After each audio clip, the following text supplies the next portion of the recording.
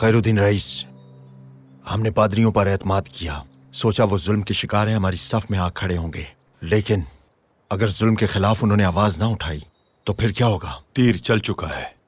अगर उन लोगों ने चाहा तो हमारी बात मान के जुल्म से छुटकारा पा लेंगे, वरना वो भी जानते हैं कि क्या होगा।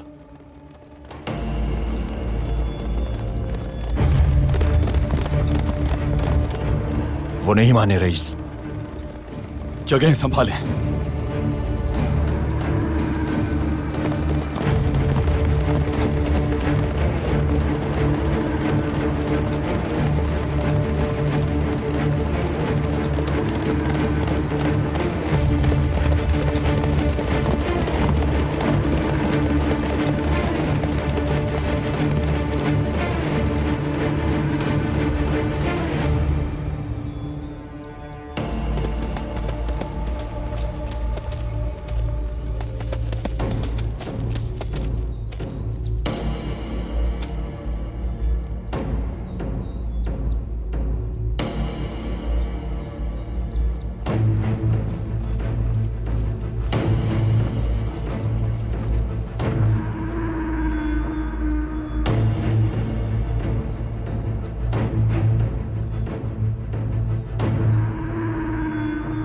जाल है ये।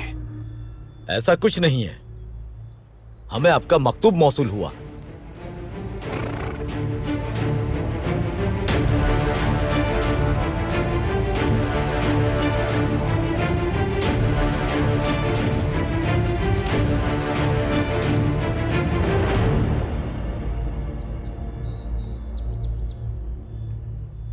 अगर झूठ बोला तो अंजाम मालूम है ना अपना।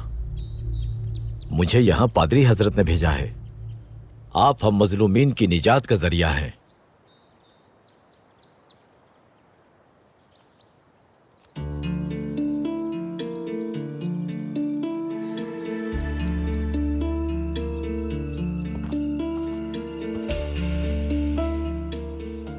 निजात जरूर मिलेगी इंशाअल्लाह। हमारी मदद करें। जब से मारिया ने मनसब संभाला है, अवाम पर जुल्म का इजाफा हो गया है।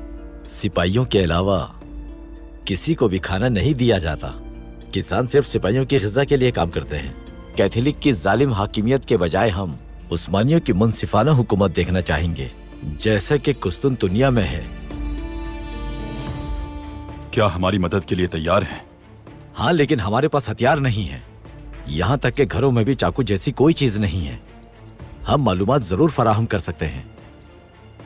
पादरी साहब ने बताया है कि शार्कलैन खुफिया तौर पर किले में आया है और खुफिया तौर पर आना शुबहात पैदा कर रहा है। शायद ये मालूमात कारआमद हो। पादरी साहब से कहिएगा कि हम आकर आजादी दिलवाएंगे। जब तक उस्मानी परचम सर बुलंद है, इंसाफ जरूर कायम होगा।